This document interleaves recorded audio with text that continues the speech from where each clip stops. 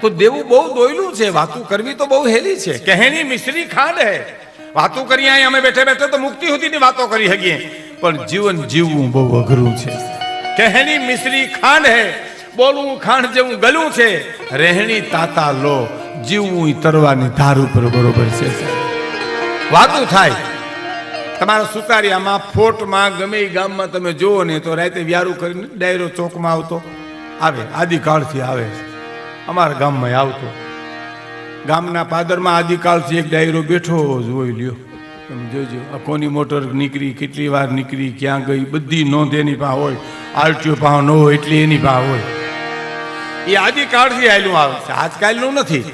એમ ગામના પાદરમાં અથવા તો ચોકમાં રાતે વ્યારું કરીને ઘણા આવીને શું વાતું કરે જોજો. નાનું તો આજ છે કાલ નથી, વાપરો મહોત્સવ કરો, રાવણ ક્યાં લઈ ગયો, કરણ ક્યાં ખોઈ ગયો, નાનું તો હાથનો મેલ છે, લાવો એક બીડી. એમ હાથનો મેલ છે તે ઉખેડીને જુડી લઈ આવીને જાને એટલો બધો દાતાનો દીકરો થઈ ગયો સીધું. વાતું થાય બાપ, વાતું કરવી તો બહુ સહેલી છે, પણ જીવન જીવવું એ તો બહુ અઘરું છે. કાઠિયાવાડમાં કોક દી ભૂલો પડી, ભગવાન થાને મારો મહેમાન, તને સ્વર્ગ ભૂલાવું સાંભળા. કાઠિયાવાડમાં શું કામ ભાઈ? મધ્યપ્રદેશ, બંગાળ, બિહારમાં ભૂલો પડે ખટારાને ધક્કા મારવે છે. એટલા માટે અહીંયા કે મોહન થાશ મહેમાન તું અમઘર એક જ વાર. તમારે ઇતિહાસ વાંચવાની તમને છૂટ છે. ભગવાન કૃષ્ણ 125 વર્ષની અવસ્થા અહીં ગુજરી ગયા, સોધામ સીધા 100-125 વર્ષની ઉંમર. એમાં બાળ લીલા જ વર્ષ ગોકુલમાં કરી, બાકીના વર્ષો દ્વારકા અને સોમનાથ વચ્ચે જ કૃષ્ણ જીવ્યા છો, સૌરાષ્ટ્રમાં જ રહ્યા છે.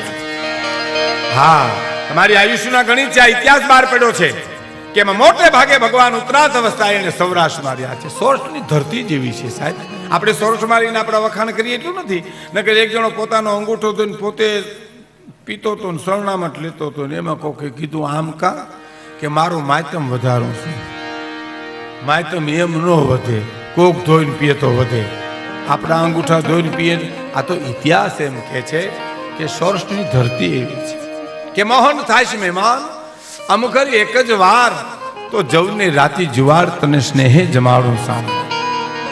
એક વાર આવી જા બાપ, મારે ઝૂંપડે આવી જા, રાતી જાયના રોટલા ખવડાવશું.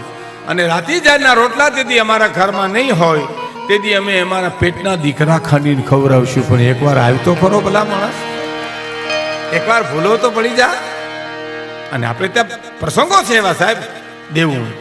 મને મુંબઈમાં એક માણસે વાત કરી હતી સરસ. મેં એક ગીત ગાયું, એ ગીતના અનુસંધાનમાં એને મને પ્રશ્ન કર્યો કે આપણા મલકના માયાલુ માનવી, આપણા મલકના માયાલુ માનવી, માયા મૂકીને મરી જાવ મારા મે.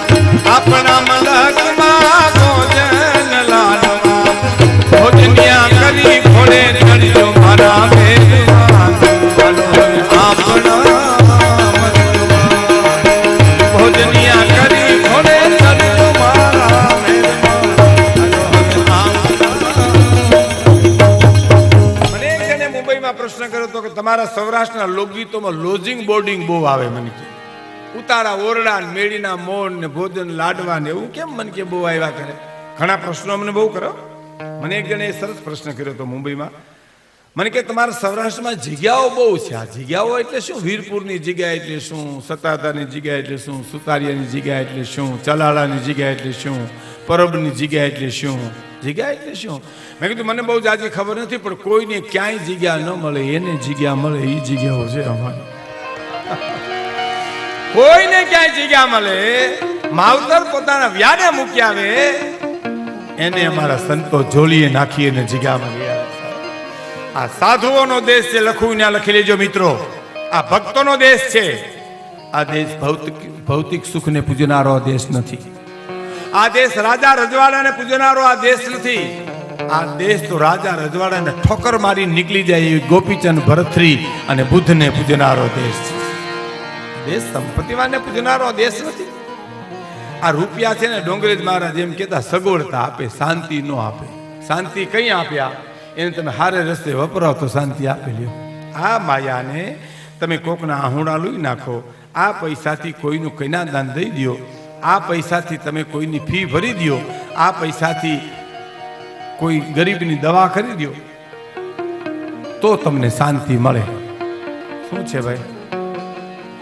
કોઈ આવે? મહેમાનો આવે છે? કાંઈ આવે?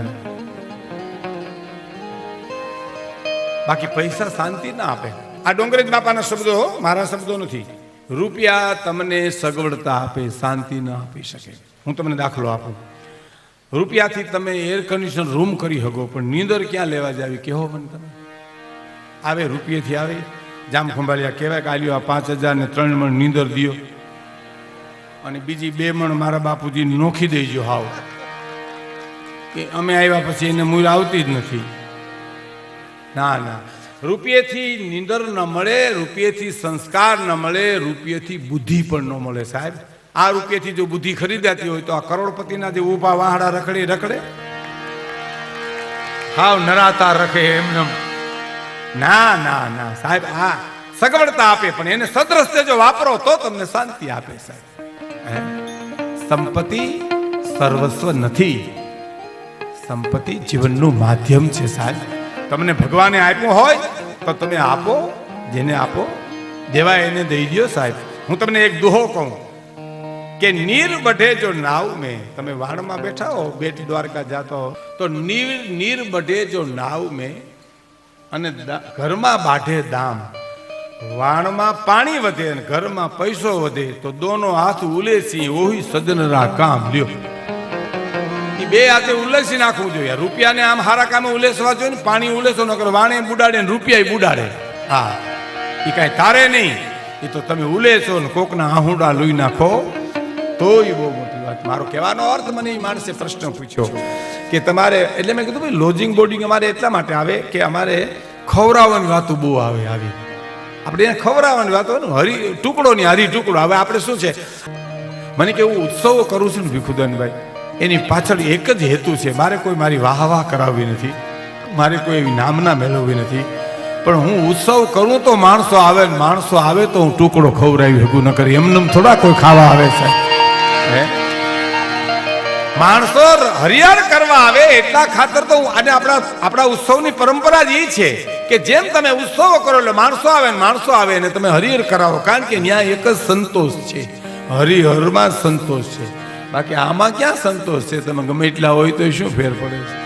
હા હા, 10,000 આઈ મૂકી ઈ ફિક્સમાં પાકી જાય, 20,000 આઈ મૂકી ઈ ફિક્સમાં પાકી જાય, 10,000 આઈ મૂકી ઈ ફિક્સમાં પાકી જાય, બધું પાકી જાય, પોતે પાકી ગયો હોય. હા, પછી કપ કાઢવામાં કાવડિયા આવે. નહીં બાપ, પૈસો એ તમને શાંતિ નો આપે. કારણ કે 5 या 25 50 આવે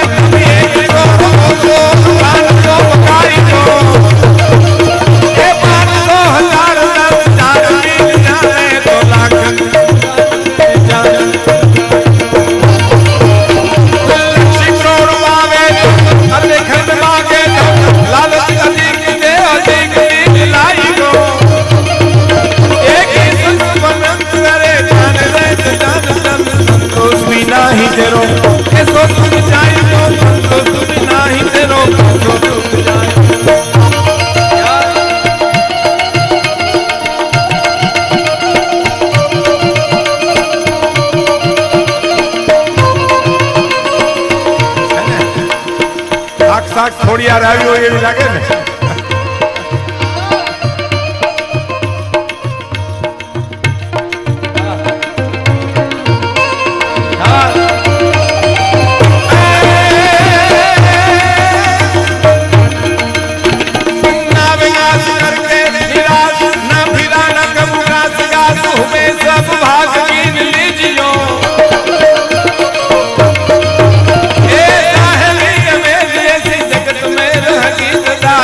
अभिमान कबू मन में न लीजियो बंधुए बात नाम नाम रखो यार सदगुरु से लीजियो ए पिंगल करे जान रे अजान जन सो बिना ही चलो के सो सुख जाइयो सो बिना ही चलो के सो सुख जाइयो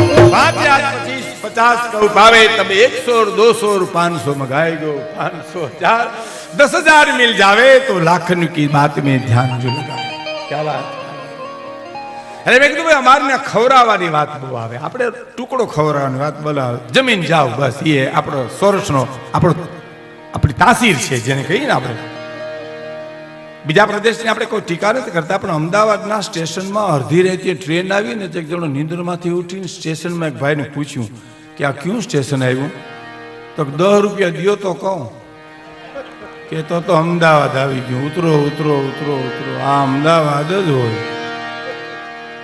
હા અમદાવાદ એટલે અમદાવાદ અમદાવાદ તમે જેને ઘેરે જાઓ ને મૂળ અમદાવાદીઓ અહીંથી ગયા ઈ નહીં એના તો મૂળ અહીં સૌરાષ્ટ્રમાં છે ને હવે લંડનમાં રહેતા હોય પણ એના મૂળ તો કાઠિયાવાડમાં હોય એટલે દાતારી તો વર્ષો સુધી રહે ને સાહેબ એમ અમદાવાદમાં ગયા મૂળ અમદાવાદી હોય એની ત્યાં તમે જાઓ ને પછી આપણે ઘણા અમદાવાદી થઈ ગયા ત્યાં ગયા પછી પણ એને ઘીરે તમે જાઓ ને એટલે હું કે ખબર સાંભળજો હું કે આ વખતે આવો ને તાર ચોક્કસ ને ચોક્કસ અમારે ઘીરે આવજો એટલે બોલો અટાણે આવ્યા એનું શું હવે અટાણે ક્યાં જાવું એ કહો તમે એમને એક મહેમાનને 10 જણા રોકાઈ જાવ કરતા કરતા બસ સ્ટેન્ડ મૂકી આવ્યા છે બોલો બસ સ્ટેન્ડ આવ્યું ત્યાં મહેમાને કીધું રોકાઈ જાય કોને કીધું તો કે ઈ કો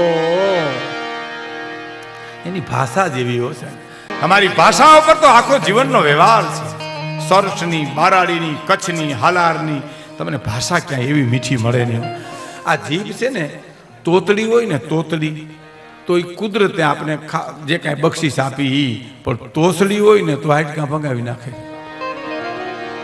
હા તોતડીને પુગાય પણ તોછડીને ન પુગાય હે અને એથી આગળ એક વાત કરું તમને આપણી જીભમાં બટકું ભરાઈ જાય ને તો રૂજ તરત આવી જાય તમે જોજો જીભમાં ઘા લાગે ને એ રૂજાઈ તરત જાહે પણ જીભનો ઘા જેને લાગે ને એ કોઈ દી રૂજાય નહીં વાણી ઉપર વ્યવહાર માનવીનો સાહેબ એવા વેણ ન કાઢો કે કોઈના દિલમાં ઠેસ વાગે વાણી ઉપર વ્યવહાર માનવીનો મને એક પ્રસંગ યાદ આવે કહી દઉં મિત્રો તમારા માટે હાવ નવો છે એટલે એક નાનકડું ગામડું ઝાલાવાડની ધરતીનું મનુભાઈ ગઢવી મુંબઈના એને સોનાવટકડી પુસ્તક લખ્યું છે મળે તો વાંચજો એમાં પ્રસંગ લખ્યો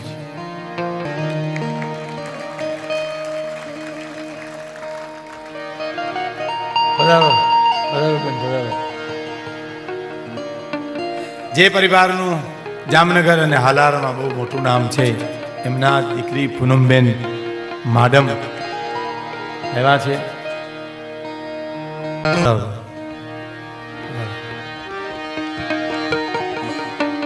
આપણે અહીંયા તો સીએમ પણ આવી ગયા, આપણા મુખ્યમંત્રી. એની એક વાત કરી દો સાહેબ, હું એનો બહુ ચાહક, વક્તા બહુ સારા છે. હું રાજકારણની રીતે નથી કહેતો, પણ હું સીએમ તરીકે એની એક વાત કરું. એને બોલવા માટે છે ને તમારે ક્યાંય જોવું ન પડે. નરેન્દ્રભાઈ મોદીને ક્યાંય જોઈને વાત ભાષણ કરે તેથી મને કહેજો, લ્યો કોઈ જ ન કરે. ગમે એની વાત કરી હોય ને, ગમે એ વિસ્તારમાં તમે લઈ જાઓ. એને એક ગાંધી પગલે પ્રવચન કર્યું હતું પોરબંદરમાં. એ પ્રવચન પેપરમાં આવ્યું હતું. એ તમે વાંચ્યું છે તો મને વાંધો નથી, નકર હું તમને કહું. બહુ સરસ એને દર્શન આપણે આપ્યું. ગાંધી પગલે પોરબંદરમાં આપણા મુખ્યમંત્રીએ પ્રવચન કર્યું હતું. એમાં એક પ્રસંગ બહુ સરસ કીધો હતો કે તમારી જઠરાગ્નિ છે ને એ અગ્નિ છે. આપણી જઠરાગ્નિ છે અગ્નિ છે. એ જઠરાગ્નિના અગ્નિને તમારે શમશાનનો અગ્નિ કરવો છે કે તમારે યજ્ઞનો અગ્નિ કરવો છે.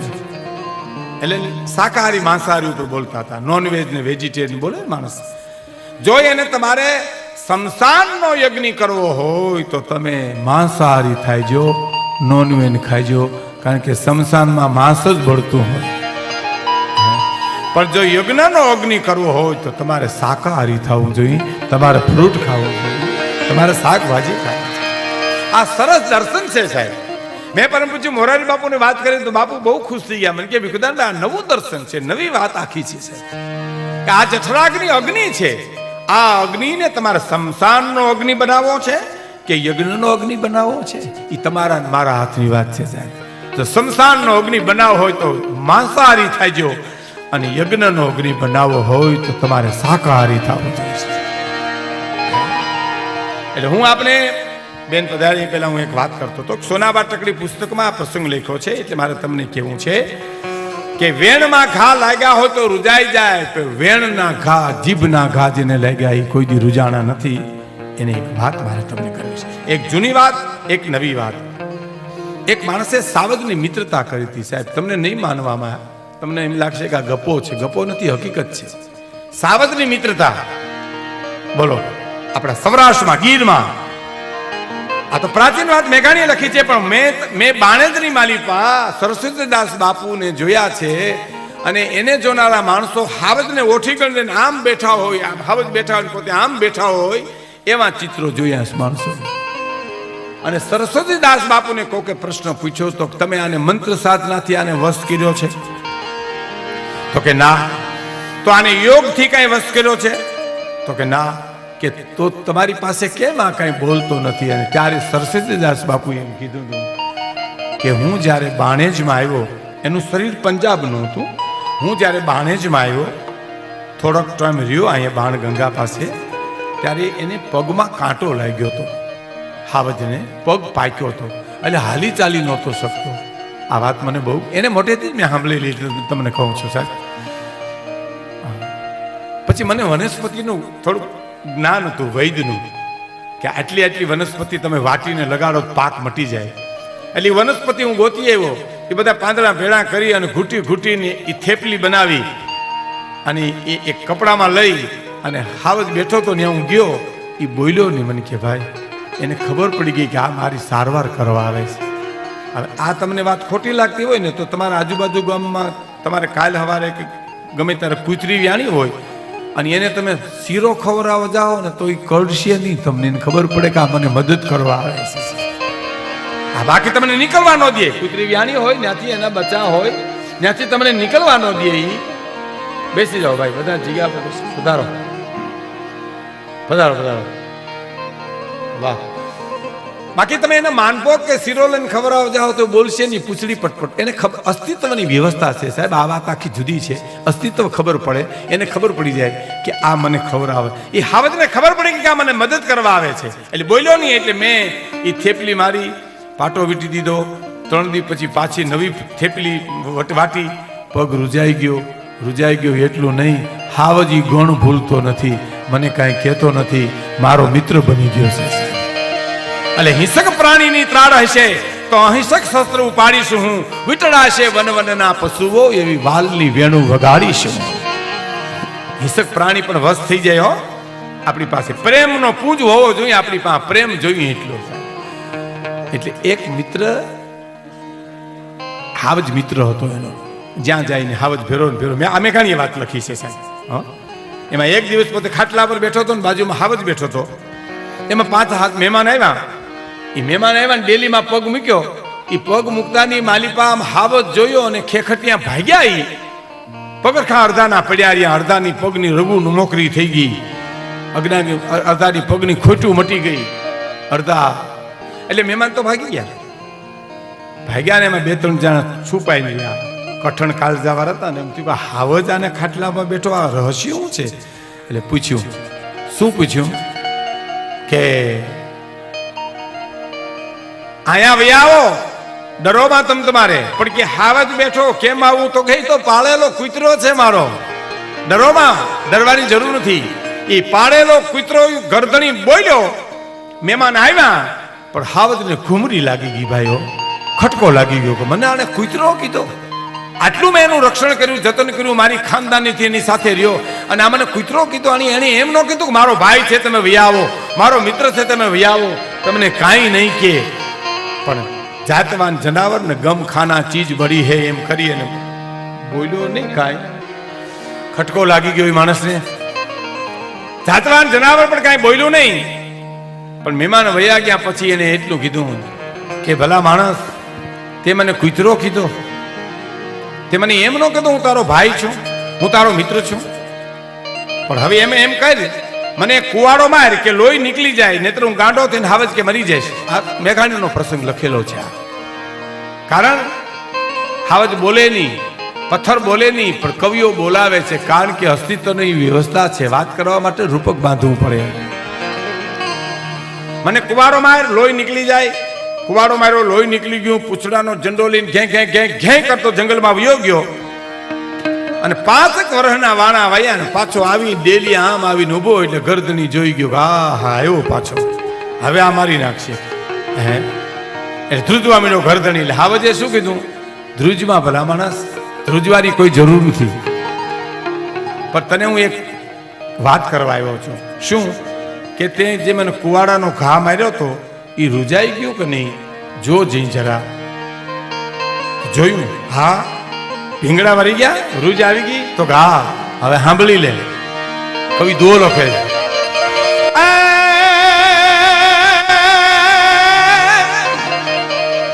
જે દીદા ટીકા ટીકેલ હો ઈ તો લામે દીએ રૂજાય, પણ જેને કવે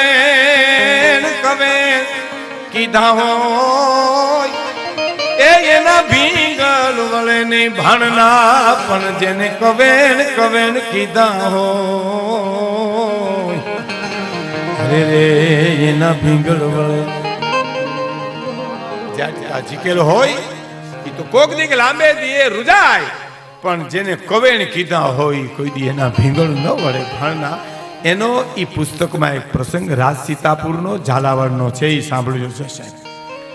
એક ઝાલાવાડમાં રાજ સીતાપુરમાં એક બેન ગુજરી ગયા. આ બનેલી હકીકત મનુભાઈ એ શમશાન યાત્રામાં હાજર હતા. એ આ ઘટના હું તમને કહું છું. શમશાન યાત્રા નીકળી બેનની, ચિતા આવી શમશાનમાં, ચિતા ખડકાણી.